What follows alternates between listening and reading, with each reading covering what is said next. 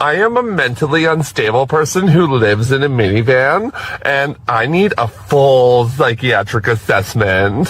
Like, I go around people when I have to.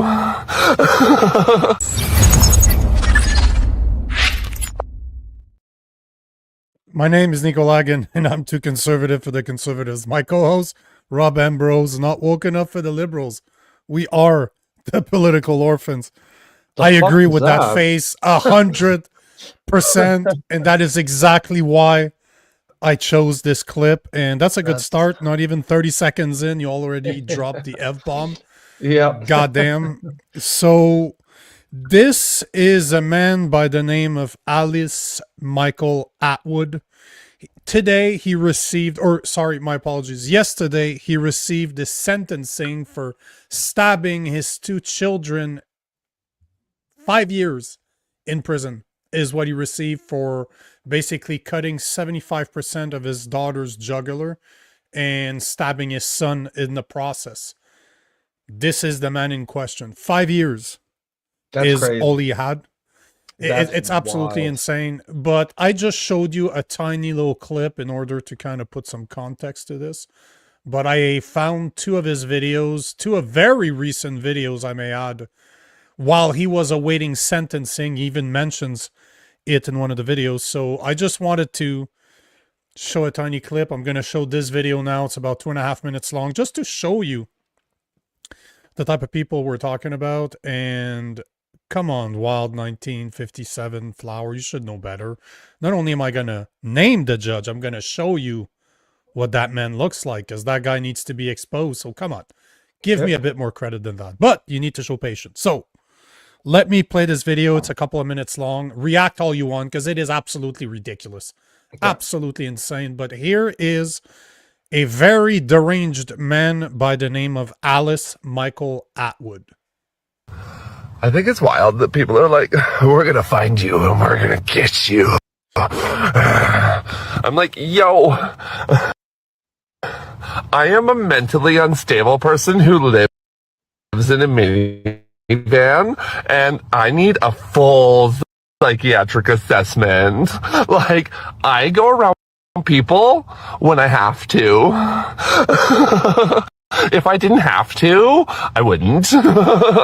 Like, I think it's safer for the community the less time people are around me. Why would you come up to someone who did what I did and harass them? People don't actually, but they threaten to, right? And I think that's just wild. So what he's talking about is exactly that. So basically, I'll give a bit of context right now before we continue the video. He's out on bail here. He's out on bail. He was awaiting sentencing. So obviously this was prior to yesterday. But I wanted to show you guys that this is out there. And yes, Wild 1957 Flowers, he is the dude that is from Grand Prairie, Alberta. So he posted this while awaiting sentencing, and you'll see he even refers to it in, I don't believe it's in this video, it's in the next one, but they're both together. But yeah, this was evidence to the judge. The judge had access to this information. It took me 2 minutes to find those two videos. I had seen them before, but this is the type of evidence the judge had before giving him 5 years. That's crazy. Meaning what? Out in two? It's probably. I don't like. He's clearly insane, right? He's clearly insane. But I don't understand this thing that you know, leftist judges have now, where they say, okay, well, the guy's clearly insane, and you're like, yeah, he is. So nothing we can do. Let's just leave him out. Like, yeah, there's a lot of fucking things you can do. Like, I understand, you know, maybe not wanting to put insane people in hardened prisons. Okay, so then build them a nice fucking secure hospital, lock them up there for the next 30 years, 40 years. I don't care. The point is to remove them from society. Why should the fact that they're crazy, even if we accept for a second, like, yeah, he's crazy, but he's not the kind of crazy that we actually mean when they say not responsible for their actions. He knew what he was doing is wrong. He's just a fucking lunatic. But let's say it's the legitimate kind of crazy, right? Schizophrenic, and he thought he was fighting demons and he's fighting his kid or something. Okay, I understand why on some level, yes, they maybe, you might not want to put them in a hardened prison, but there's absolutely no reason why someone like that should ever be in society for a very, very, very long time, if not ever. Probably not ever. And these people will do better in a mental hospital.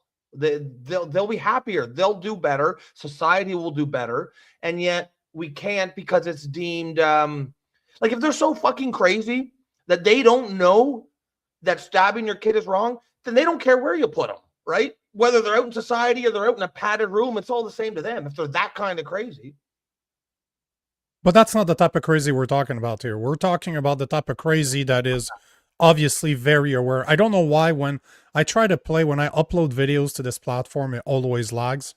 But I think I found the actual video off of he's deranged. But he is not criminally. He knows what he's doing is wrong. You know, the whole thing with this is I really could not give two fucking shit about what happens to him. Put him in general population with psychopath for all I care. He deserves it. I don't care. Like, this is the thing. I do not have any pity with. If you cross the line with children, go fuck yourself. I do not care what happens to you. I don't care what happens to you. I really could not give two flying fucks what happens to you. If you mess with kids, I don't care. I really, really don't care about your well-being. At this point, they need to take people like that off the street. I don't care if you put them in a crate, in a dog crate, in the backyard somewhere. I don't care. They just don't deserve to be in society because they are problematic to the rest of us. And clearly, he's not hiding it. Like, I believe this is the same video I was just playing, so I'm gonna try from here to make sure. But yeah, okay, so it doesn't lag there. It's so stupid that it lags. Hold on. Where's the damn volume on this? Why is there no freaking volume? You can't hear volume, right? It looks like it's got the mute button. Can you press that button right on? Oh, it's right there. Yep. Until I actually go for my sentencing. And, so there you go. This is much better. I did kind of realize that we do have a highly unique opportunity here, where he brags about being. Listen to this. Something heinous, and I'm on social media, whereas pretty much all the other people who do something heinous get locked in a box and blocked out from society, and they don't get to talk to them. So, like, he's very lucid. He knows what he did. Does it put me at risk? I'm already at risk. Listen. So whatever, I guess. Yeah, sure it does. But also, I know that I'm going to do everything in my part to not hurt anyone else in society, for sure. Like, okay, well then. Nope, I'm good. Thank you. That was I feel so much better now, and we definitely trust you. Error. Oh yeah. And a bad decision that I made. What do you say? That was a horrible error? Shouldn't have. No, that was an error that I've made. Okay, I thought he said an error. I'm like, yeah, it was my stabby era. It was my kid's stabby era. That was a bad era for me. Jesus. Ever done it. I never will do it again. And if I could rewrite history and make it so I didn't do it, I would. But he looks really broken up, right? He looks really he looks really remorseful. Definitely have to and I guarantee you that retarded judge just have to took what he just said and said, hey, he's remorseful. Deal with it. Like, bro, come the so fuck what off. do you think? You're absolutely right. I'm ready to bet that it is exactly what happened. It's what, like, the thing that's happening here is you've got this definition of criminal insanity to include the most heinous crimes. So it's like these people just assume that evil people don't exist, and therefore if someone does something so heinous, so evil that it's hard to fathom, that is proof that they are just crazy and can't be responsible, because no one could ever do that. And it's such an insane fucking worldview. Yes, evil people fucking exist. There are people that will enjoy that shit. And these are the people that you're leaving out. Meanwhile, yeah, Daniel Penny, he got acquitted because a jury of his peers was not insane, but he was treated by the justice system as a fucking piece of garbage, as a piece of scum, not nearly as good as this guy is treated. Something's gone wrong. He was sentenced to 5 years. Just before I get into more of the information, you know what? Let's just get into it. So Yep. I got an article here from, oh, my apologies. I got an article here from the Western Standard, because obviously, as you can imagine, not a lot of people are talking about this. Obviously, mainstream media does not really want to approach this one. Yep. But here's an article by the Western Standard that was published yesterday. Grand Prairie transgender parent gets 5 years for stabbing his children. An Alberta judge has sentenced a transgender parent to 5 years in prison for stabbing his 2 children, a term that falls on the higher end of the scale for such offenses. Okay, like, this to me sounds really wrong. Yeah. You think? Alice Michael Atwood received a sentence in provincial court. The Crown had been seeking 5 years and a half, while the defense argued for a term of 3 to 4 years. He pled guilty to aggravated assault. Honorable Justice J. Sierra said the severity of the crime demanded a strong response from the court. Like, what strong response? 5 years. 5 years. But listen to this. The judge emphasized the need to protect children as a fundamental value of Canadian society. And this does not do that. Listen to this part. Atwood stabbed his 8-year-old daughter in the neck, severing 75% of her upper esophagus. The court heard that Atwood entered his daughter's, Emma's, bedroom late at night, armed with a serrated kitchen knife.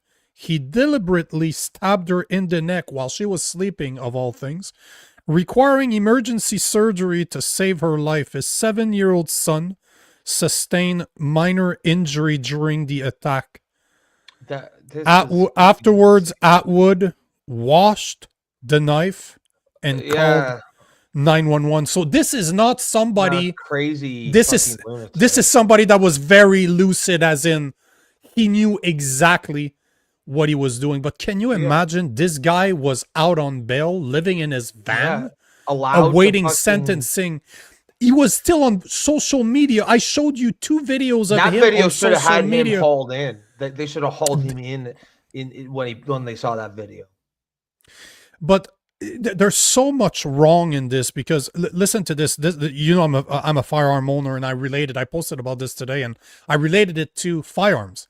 He got 5 years. You know what I'm facing as a legal gun owner that bought property legally? If I refuse to give certain of my firearms away, I could be facing up to 10 years in prison under the Criminal Code Section 92(1), knowing possession of a prohibited firearm. He would get half the time I could be facing for stabbing his fucking children. One of them, when she was sleeping, cutting her throat, cleaning the knife, and then calling the police because I don't want to give back a firearm that I bought legally. I'm facing insane. Twice as much time as he does. It's absolutely insane. It is an insanity, absolute insanity. And I think, of course, the judge deserves a lot of criticism here, but something went wrong even before it got to the judge, because what is with this charge? Aggravated assault? Where's the attempted murder? Where's the attempt? How he stabbed a girl in the neck? How is that not attempted murder? And I fucking guarantee you what happened was some idiot woke prosecutor said, oh, well, he's trans. He's been suffering from transphobia, so he can't, he couldn't possibly know not to stab his daughter and sever 75% of her esophagus. How could he? Or how could she? Is what they said. This is, from what I could find, this is the only judge I could find with the same name that was Yeah, exactly, right? You see this and you're like, yeah, okay. Yeah. It's hilarious how it's like a phenotype, right? You can see it in the Oh, face. yeah. Oh, What yeah. these woke idiots Oh, look yeah. like. Oh, yeah, 100%. 100%. But that case just drives me absolutely ballistic because they literally had all the information right there. The guy was continuing to post online, laughing like Pennywise. Somebody said Yeah. that in the comment Yeah. section, and that's exactly what he sounds like. He sounds exactly like Pennywise Yep. from Yeah. It. Absolutely crazy. But this thing was allowed to be out on bail. He Well, only got 5 years, which he's probably with. If he behaves good behavior, he'll probably be out in 3, maybe 2.5. Sure, of course he will.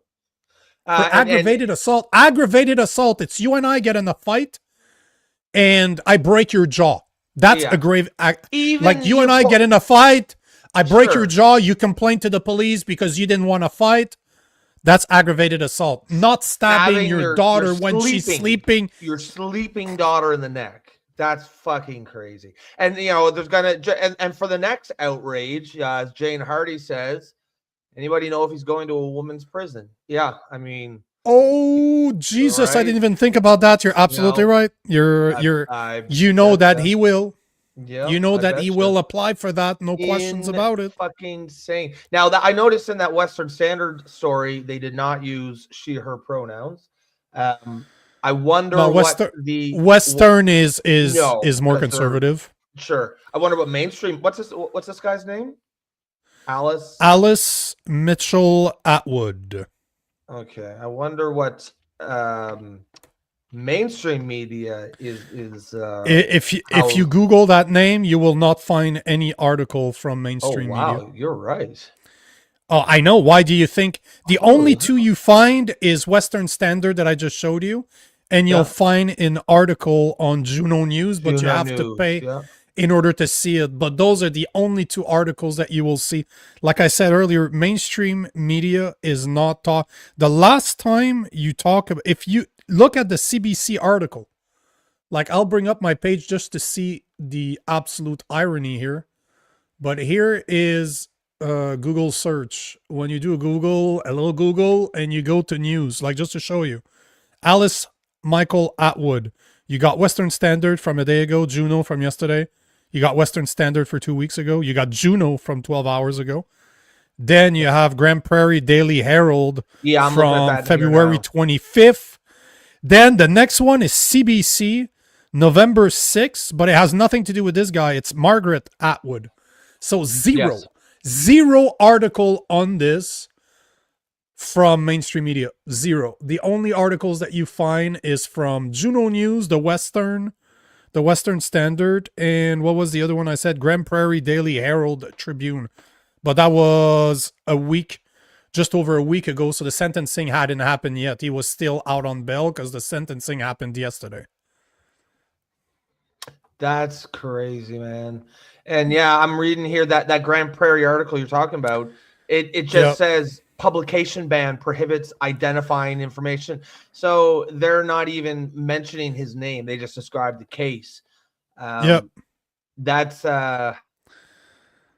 crazy. And that's all because he's trans. That's all because he's trans. 100%. You know, the same thing happened. All politically motivated. Just look at Tumblr Ridge. Why do you think we don't have any information on Tumblr Ridge right now? Almost 3 weeks later. Why? Because that dude was trans. That's it. Like I said it in one of my videos.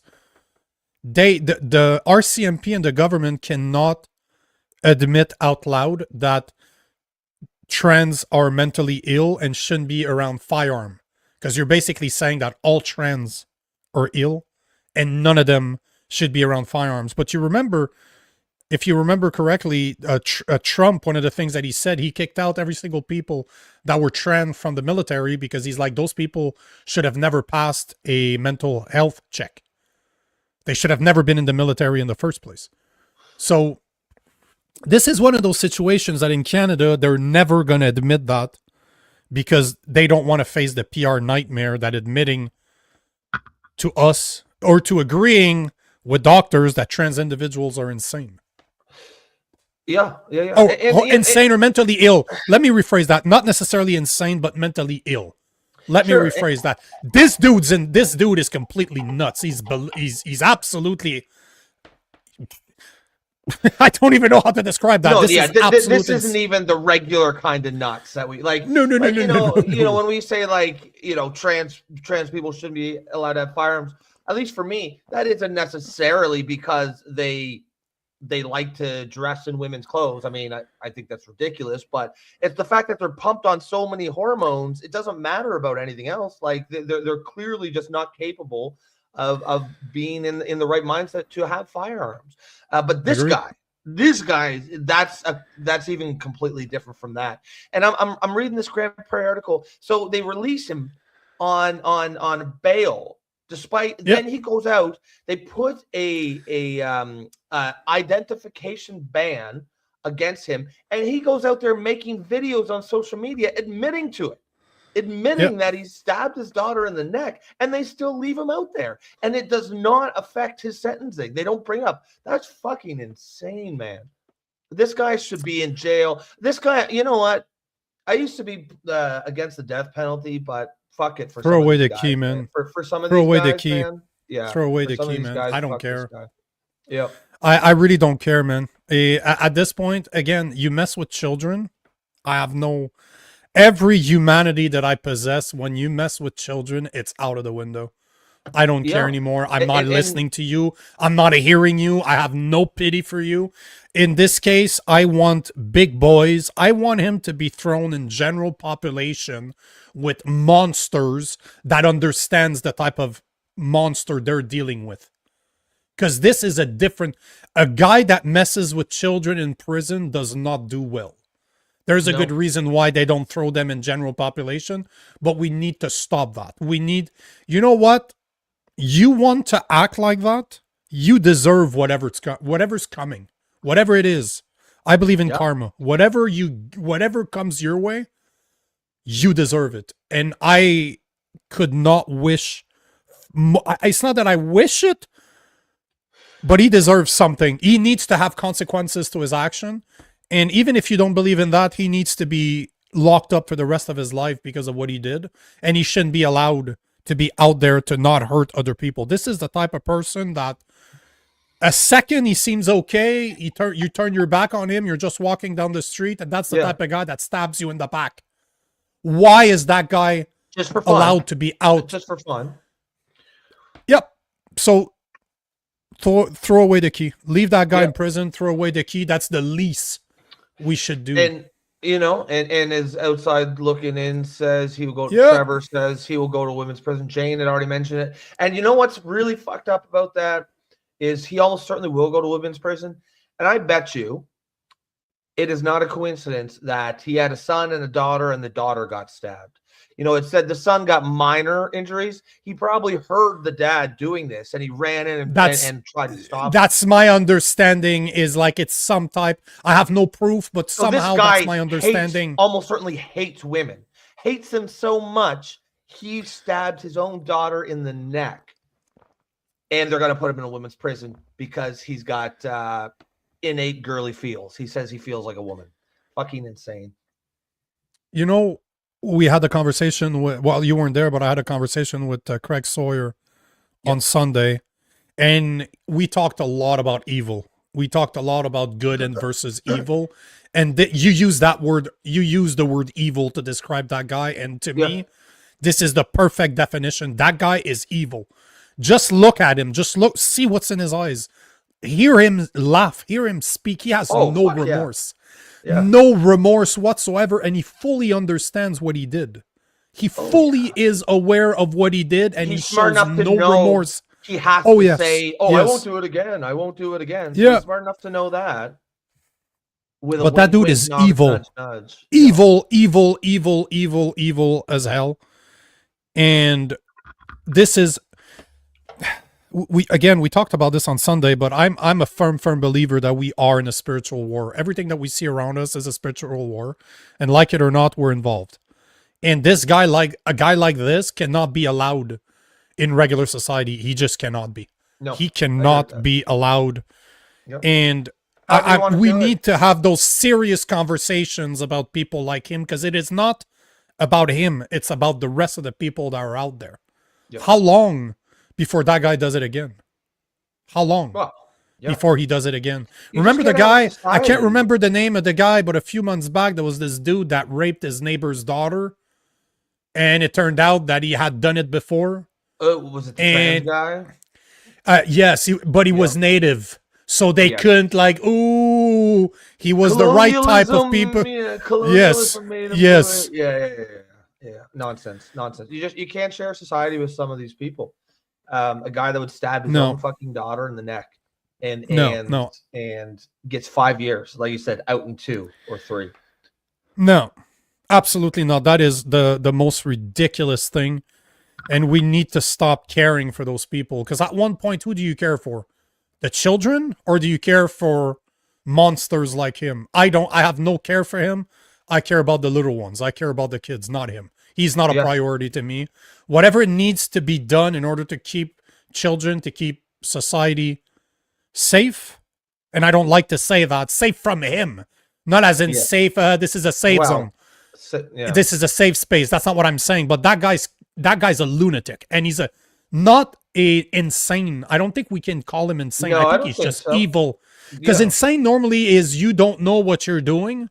That's the defense, at least. But that guy knew what he was doing. I think most people understand it as, someone who's got schizophrenia, and they think they're fucking stabbing a Nazi, an actual one, and it's actually just a little old lady down the street or something like that, right? Like, of course, that person still has to be removed from society. But if let's assume in that scenario, I don't think I would call that person evil per se. Now, this is not what's going on here. He knew what he was doing. He just decided he wanted to stab his daughter in the neck.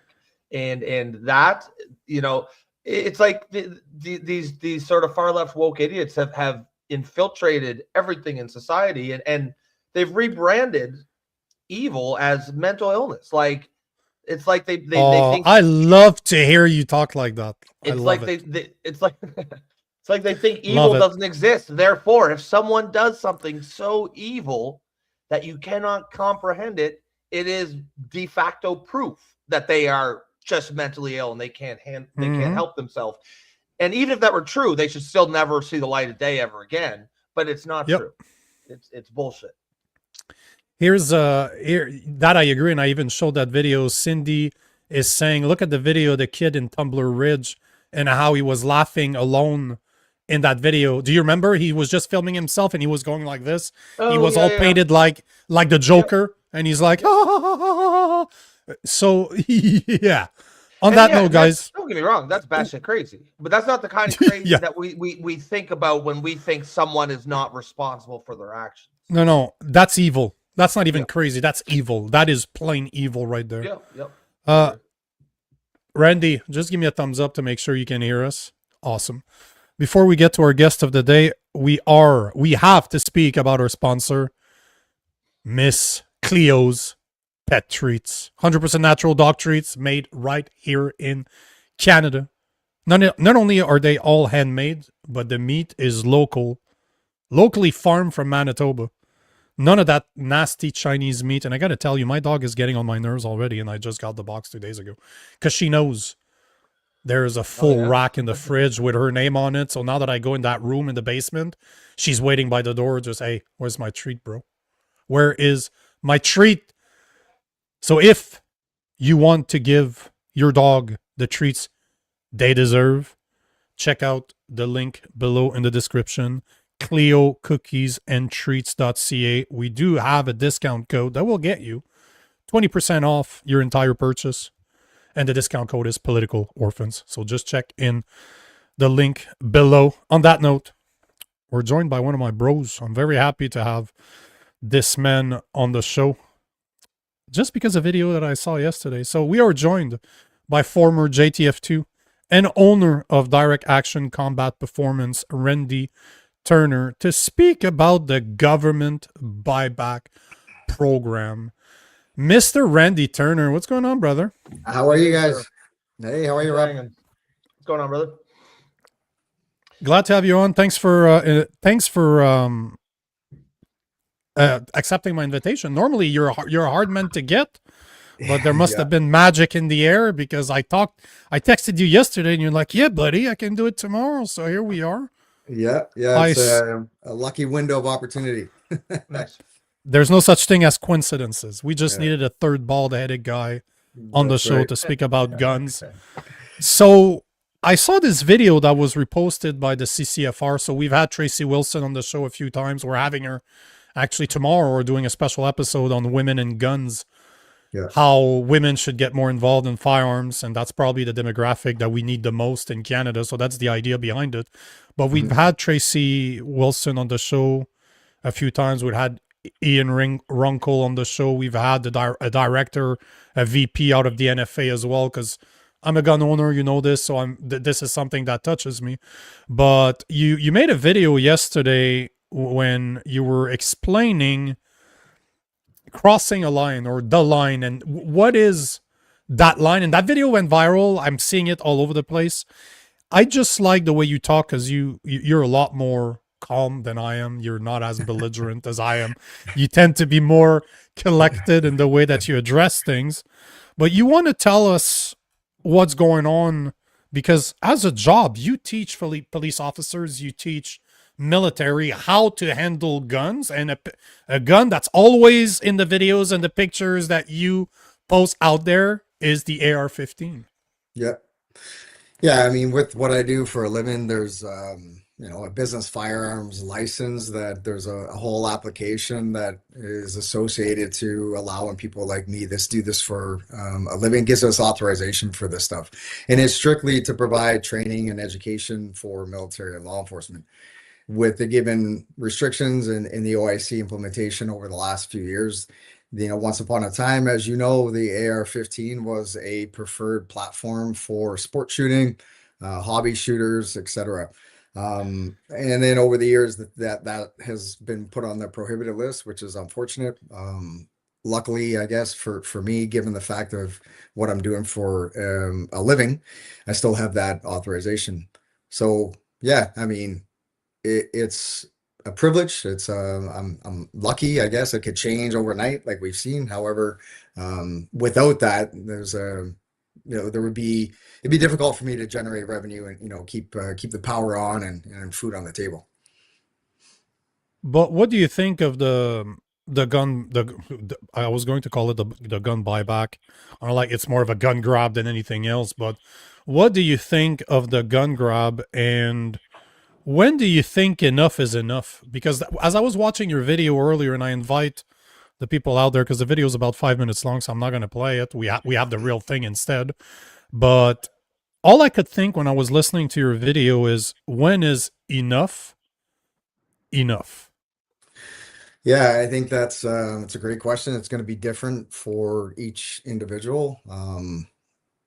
Like I'm very lucky and fortunate to provide a lot of training for law enforcement, and I've got a great relationship with a lot of municipal, provincial, and federal organizations. And the feedback that I get from them when they serve a high risk warrant and they're taking guns off the street is the firearms are illegally procured. They're brought across the border with all sorts of different creative methods. They're illegal. They're guns that have been shifting hands of criminals from one state to another state, to one province to another province. Generally, like 95% of these firearms are not of the firearms that are connected to people like you and I, right? These are, the law abiding, as the phrase goes, the ones that have a license, they've registered the firearms, everything's on the up and up. It's legit. The angle at which the Minister of Public Safety is taken, with the exception of a small number that sometimes get lost, sometimes get misplaced. People make mistakes. Innocent people make mistakes. So every once in a while, these particular firearms may fall into the hands of somebody that, has evil intentions, or somebody that's going to, make a few dollars on the black market selling one of these guns. That is not common. That is the anomaly. That's the outlier situation that happens every now and again. But to use that as a leverage point to push an agenda that we all know is falsified. And it's an angle that doesn't make any legitimate sense. So my feeling on this whole thing is it's a waste of resources. It's a waste of money. It's an attack on folks that are already, like rules and laws. Think about it for a second, are put in place to keep honest people honest, right? The ones that are dabbling on the other side of the tracks, do you think that they care about what certain laws or rules are in place? So we all get it. We all understand like there is a bigger agenda. There is something happening, at a higher level, but it seems like the majority of us, we're almost too compliant. Like we don't want to push back. We don't want to ruffle feathers. We don't want to become, the thorn in the back, where I think it's going to get to the point, if it's not already here, where let's just say a quarter of the population, let's just, for argument's sake, let's say a quarter of the population who have had enough and they say, okay, that's it. That's where I draw the line. Think about what a quarter of the population is capable of if they take a stance, right? Yeah. Just think about that for a second. And as we contemplate what that might look like, then I would add an element to the folks that this does not affect. So folks that are not a gun owner and they feel like this is just a nuisance to them and what they listen to on social media. Then I would say, okay, let's bring you into the conversation and let's use a piece of history that is pretty close to, all of us, not too long ago. And that's the situation in Ukraine. When that situation kicked off, there were folks who were a school teacher today and then a soldier tomorrow. They were, a tradesman yesterday and then they were a soldier today. So how quickly things can change when situations become very volatile and, I would say unpredictable. So for Canada and folks that have these firearms that want to hang on to them, rightfully so, and their motivations and the reasons will be different. Maybe it's because they've had enough and the government is overstepping on multiple occasions. For the last decade, they've overstepped. And now people are saying, no, this is my property. I bought it legally. My hard-earned money, purchased it, and I want to keep it. There's that one angle. The other angle is you look at how uncertain the situation of the world is today, and there are people who are legitimately concerned.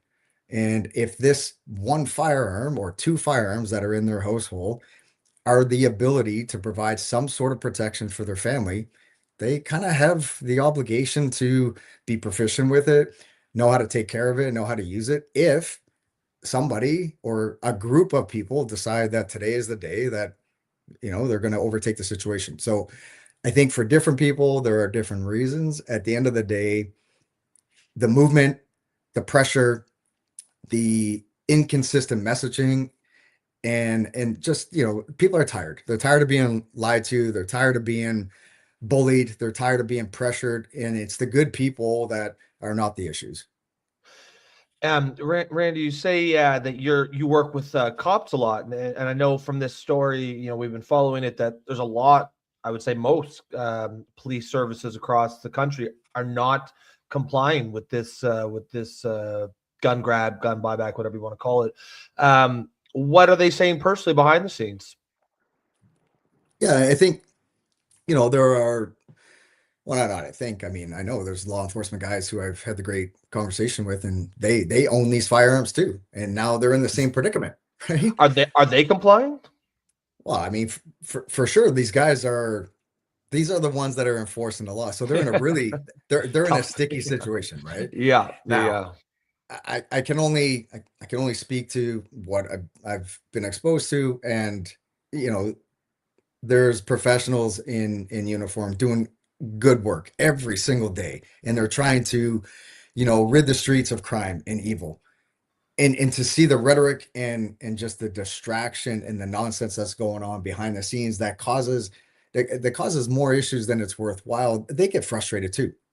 Sure. But they're in a tough position because they're literally in the profession to enforce law.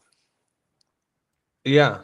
And Yeah, you're absolutely. you're seeing the same thing from military. Like we had Tracy last week coming on saying that she's received multiple accounts by now that some military men and women that are actually overseas serving this country are not going to be able to not even take money for their firearms because they don't. Who has the serial numbers of their firearms that were non-prohibited before when you're serving overseas? But by the time they come back to Canada, they will be paper criminals. Yeah. Like this, we're doing. This is how idiotic this whole process is, and I'm happy to hear that what we're hearing in the news, what we're hearing from like the CCFR, the NFA, that it seems to be true that the police officers out there from most services out there are just like, we're not complying. And I like what they're saying. They're not saying because we don't want to take away legal gun ownership. We just simply do not have the resources, which is very smart. This is the way you can wash your hands. And even if it's not true, which I believe that it is still a problem that they do not have the effective to do it. Plus, we've had that conversation behind closed doors. I will not repeat what we said on air, but do you really want to be responsible for going to knock at somebody's door that has those firearms, that has some type of training? Like a guy like you and I, like all the guys, you served in the military, Rob. If you had firearms, you know how to use them. I have firearms. I trained for years with firearms. Do you really want to come serve a warrant to take my firearms away? Because you don't know. Maybe I'm going to comply, but maybe I won't. All it takes is that one guy who's just, this is it, right? This is the fucking final straw. This is his Ruby Ridge or his Waco or whatnot. And those people are out there for sure there. But that's and this is where I was going with this, because we've had that conversation, you and I, behind closed doors. But do you think, because you referred to the people that will say enough, like like you were talking about a quarter of the population, you don't even need that much, like a tenth. If you look at history, a tenth of the population says no more, the rest follows. Like it's always the 10% is about the tipping point. And Canadian gun owners are more than 2.5 million registered firearm owners. How many of those did not comply to the firearm rules that came in place 20 years ago that just said, screw you, we're just... So there's a lot more than 2.5 gun owners in Canada. So we almost are the 10% already, and we're very political. People that own firearms in Canada are extremely political. So do you think that this is the people that are going to say no more, that gun owners will be the people to just say, you know what, we're done. Enough. I'm tired. Enough of this shit. Yeah, I don't know. I don't have a crystal ball. I don't know, like, what the motivations are. I think, I think there's a reasonable solution to this. I think there's a way to put this away, focus on more important issues that our country needs to focus on, focus resources and energy and intelligence into stuff that is more important. I think whoever this is puppeting this whole movement needs to be outed and exposed, and to figure out what is going on at that level, because this is a genuine waste of resources, money, time, like we mentioned earlier. So I would like to see, and I believe it's possible, I would like to see, the collective, speak up, but do it in an intelligent, diplomatic manner. Like, nothing against the CCFR, but I've listened and watched some of the posts that they've released, and man, like they're attacking the liberals, and they're pro firearms. There's a way to do it. There's a way to do it where, pointing the finger, cursing, swearing at the libs being the issue. Listen, the liberals are the ones that are in power right now, but who put them there? Who put them there? Like, Canadians got to take responsibility. There is a large group of people that allowed that to happen, right? So I think we can do it just a little bit more intelligently. We can do it a little bit more constructively, to say, listen, there are a lot of people this affects. And then on another level, you think of it from a business perspective. I think the year prior to COVID, the firearms industry in Canada was something like 3 billion, something like that, $3 or $4 billion industry, which means it's generating a lot of income for a lot of people. There's a lot of positives to take away from that. you know, the manufacturing companies, the small mom and pop shops that are doing good, the folks that are hobby shooting, sport shooting, like there's a portion of each and every dollar spent that's going back to the government. So from a business perspective, if you look at it from that angle, there's positive to be had here. So I say we bring it back. We, you know, keep things the way they are in terms of control. It's all well controlled. Those who have the license and have certain firearms, for example, it's known these, you know, these certificates, the chief firearms office of each province, they're aware of these firearms. So rather than putting so much energy and distraction into keeping the good guys down, so to speak, let's generate that energy and do something a little bit more proactive for the betterment of the country. That's my approach to it anyway. You've always been a lot more political than I've been. We've had a lot of those conversations before. I don't want to say I'm a pessimist, but I'm a realist at the same time. And I can understand why you don't necessarily agree with the way the CCFR does it, but I'm worse than they are. They're way more politically correct than I am. Because in my opinion, this is orchestrated from the top. It's not a coincidence that you have Bill C2, C8, C9, C12, C16, and a new Bill C63 that's going to come out. They're going after guns right now. It's not a coincidence that the Tumbler Ridge that almost happened 2.5, 3 weeks ago, we still don't know the 4 firearms that he used, yet we know that 2 of them were given back.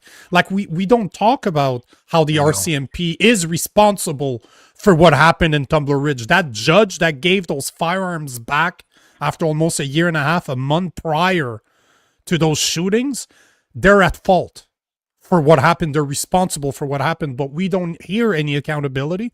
And, you know, if we look at what happened in Nova Scotia after the massacre that happened in 2020, where Justin Trudeau banned 1,500 firearms overnight, no debate, just did it, and now it's up to 2,500. I know that Tumbler Ridge, they're preparing something that is going to hit gun owners even worse than it is right now. So yeah, as much as I've always respected your approach, because I know the type of individual that you are, but at the same time, I disagree with you because being political hasn't done anything outside of us getting fucked in the ass for the past 5 years. And I don't know if worried is a good term, but I am a bit worried that gun owners are just going to say, fuck you, I'm done. I'm just done. Go fuck yourself. Try to take those guns away from me. See what the fuck happens to you. Yeah. I'm concerned too, man. And I respect your stance. And I agree the accountability piece. And this is why there's so much mistrust. There's a ton of mistrust. There's a lot of division in our country, which, man, it's frustrating. It breaks my heart. And, you know, as a proud Canadian, I see Canadians that are taking off and they're, you know, moving to the States or just picking up. And 5 years ago, I'd say, come on, bro, like what, like stick around. Like we can make this. We've had that conversation, you and I, before I left for 3 years in the US. Yes. Yeah. I'm like, we spoke about this. Yes. And now when people say, hey man, I'm packing up and getting, I'm like, you know what? I don't blame you. I don't blame you. It sucks, but I don't blame you. Where I'm not going anywhere. Like this is my country, and we get an opportunity to share it with, you know, people that have good intentions. When it comes to the accountability piece, and the reason that there's so much friction and you know, really the foundation of this country has been fractionist for quite some time, is because of the decisions being made at those levels, being told one thing and then something else happens, which is completely contradictory. So there's a lack of trust. If the government is serious about, you know, regaining some of that trust, the accountability piece needs to happen. And like there's so many layers to this, but, you know, incarcerated, you know, folks that are incarcerated, how quickly we see repeat offenders, you know, behind bars today, they're out and they're doing the exact same thing tomorrow. Okay. Who's holding these people accountable that's saying, yeah, no problem, let them out? Or, you know, to your example, the judge that said, yep, approved, allow these guns to go back to the homeowner. Who's being held accountable? There's an issue. So why is it that we, the good guys that are doing everything we're supposed to do, we're the only ones being held accountable? So I get why people are frustrated. I totally get it. I would not be surprised if people get to a point where the percolation is happening, right? The percolation is happening. And it's like a pressure cooker, man. At some point, something is It'll going to have enough. give, and like you picture like a Coke bottle, you shake that bad boy up, for enough years. At some point, you gotta release the cap a little bit, man, to let the pressure out. So Yeah. I don't have a solution other than, well, that's not true. My solution would be put this to bed, and the government has the ability to do it. Put this to bed. Let things go back to the way it was, circa 1992 or whatever, and you'll see that things will regulate. And from a strictly firearms related piece, the issues are not with the good guys. So it'll self-regulate. The country will be better off because of it.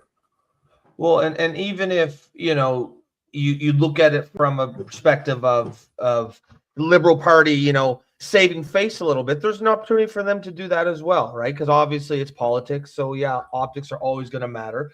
They don't even need to back away from it, admit they fucked up. Just stop enforcing it. Just accept that the cops aren't going to enforce it, and quietly, shuffle it out the back door. You don't have to say you were wrong.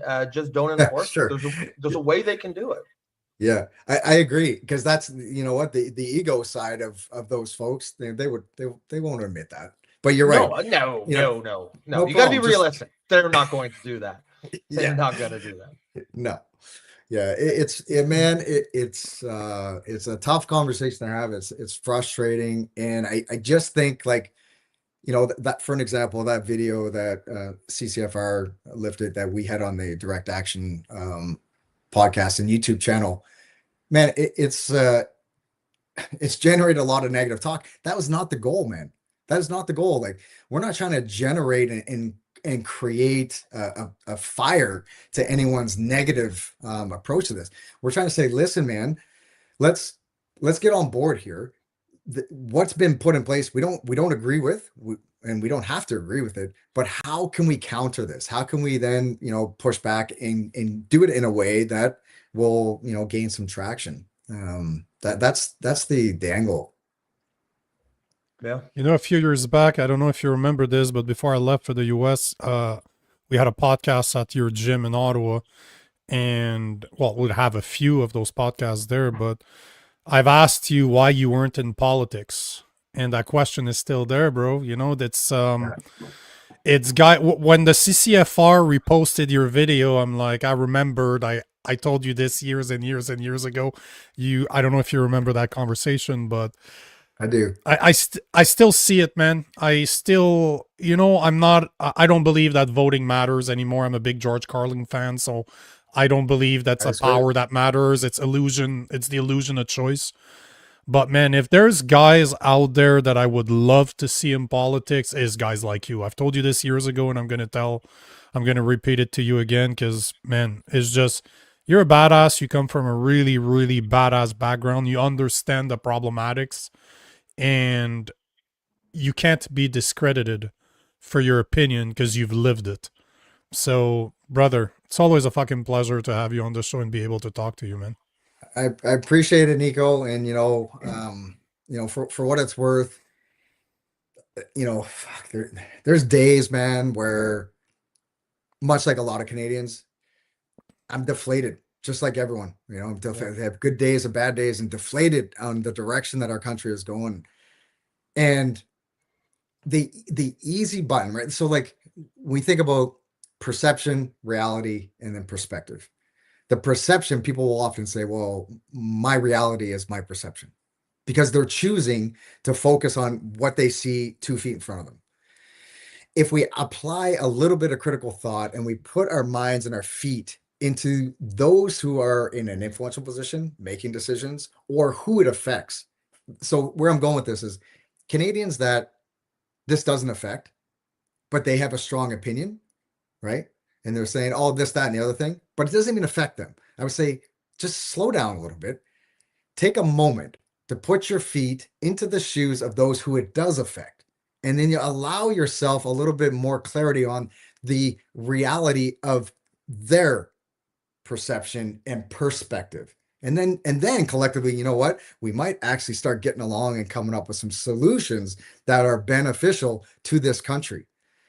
Man, like our country is very quick to rip others down, very quick. But we don't take the time. We don't take the time, generally speaking. Some people a little bit better at it than others, but generally speaking, we don't take the time or put in the energy to put our feet into the boots of others and just take a second and think, what is the perspective of that person in the decisions that they're making, or the words that they're choosing to either lift somebody up or pull them down. It's like, why, Yeah, and I think it's frustrating on this issue because so I'm not a gun owner. Yeah, as Nico said, I'm ex-military, so I'm quite familiar with weapons. I don't have, I guess you could say, a dog in this fight. I don't, most of my understanding of the politics of this have come on this show, sort of talking to Nico about it. I think, like most reasonable Canadians, I don't really think that there's any need for these kind of programs, because it's just not, except for Tumblr, even Tumblr Wrench over the last 20 years, the statistics, the numbers are way, way, way, way down. There's no way you can make the case statistically that this is a real problem for Canada. And I think what's frustrating is it seems to me that 95% of the political will for this kind of a program is just an indirect reflection of most Canadians' desire to not be American. It's just like a backlash from American politics, right? They see, Yes. shootings down in the States, and they say, oh, well, we better do it up here, even though there's no need to do it because these crimes are just not happening in any statistically significant number.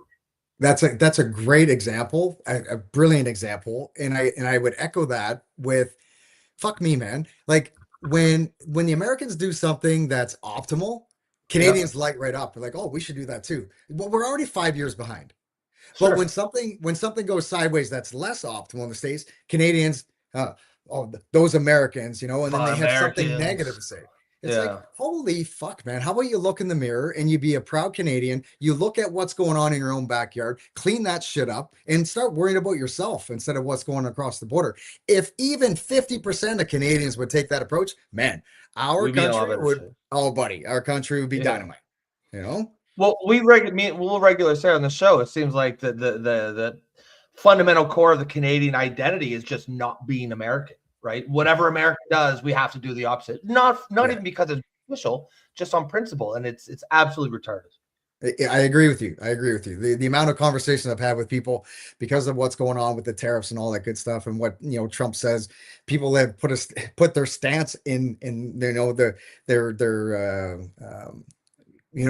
flying the flag with pride. I'm not going to the States. Yeah, okay, their whole identity becomes that. Yeah, I'm like, okay, why?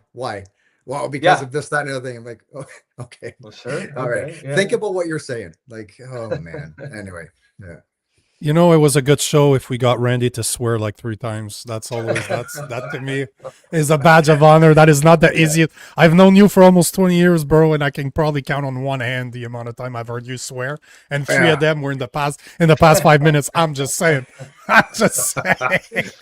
Yeah. Brother, I don't know if you have something you want to put out there, something you're working on before we let you go, but I really appreciate your time, brother, as always. Yeah, man, Nico, Rob, thank you guys. Appreciate it. I know you guys are trying to do some good things, and I agree with you, and I appreciate the pushback, and being a realist is what we need. And sometimes we're gonna say things that will offend people. Man, that's okay. It's okay. Yep. We need to speak the truth, and we need to get this country back to where it can be, man. And sometimes it's like we're gonna piss some people off along the way. You don't have to agree with it, but at the end of the day, if we know what we stand for as a Canadian, and we can be proud of that, we're doing all right. Amen to that, brother. Always a pleasure, man. I'll make sure you'll. Obviously, I'm gonna have you back on, but for now, thank you for being here, brother. Always a pleasure. Appreciate your time, Randy. Great chat. All right. Take care, guys. Stay safe. Yeah, you too, man. Bye. There you have it. Yep. I've known this guy for 15-ish years, maybe a bit more. We met through martial arts years and years ago. I'm just a fan. I've recorded a lot of content with this guy. He's just it's hard to believe that he was a JTF2 assaulter for 20-ish years. Like, he does not have that temperament. It looks like, you look Well, at him, it's funny. he's just a well-spoken individual. He doesn't have the stereotypical temperament that you would No, think of. But the reality is, yeah, is if you meet almost any special forces guy, Yep. they're all like that. A lot of them are not the, there's the stereotype of the, the meathead, the classic, like, fuck yeah, Yeah. rah, rah. And of course they can be like that. But a lot of the JTF guys, the Navy SEALs, all the Navy SEALs I've ever met were some of the most relaxed guys intelligent. ever. Yeah, highly intelligent. It's kind of like, the lion thing, right? You look at a lion out in the wild, and 95% of the time he's fucking sleeping in the sun. He's just a lazy fuck, right? It's just that 5%. It's go time. I'm just laughing because I can see Randy laughing in the background. Yeah, well, because he's still in the back room and he's laughing. Right? I knew guys who went. I knew guys who went to selection there at JTF, and I actually knew a couple guys who did not get selected. And the guys that didn't get selected, I think we were all surprised because they were super switched on, right? The just physical fitness was top notch, but they were cocky, right? They were arrogant, and that's one of the guys that did get through. Yeah, of course, they were also top physical shape, but they were unassuming guys. They didn't need to be the center of attention, and that's the archetype. That's the personality type that those units are looking for. It's Randy's just one of those guys. I know he's in the background, but he's it's one of those guys. He's just a very, very relaxed individual. Yeah, he is just so laid back, and that's the temperament. Because these guys are highly trained killers, right? You can't have a loose cannon out there with that kind of training.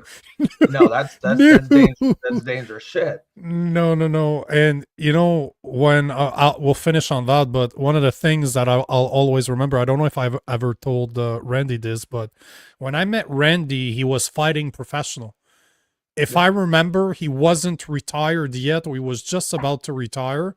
And I always laughed because this is a guy that is extremely trained. He's the top notch of the Canadian Army.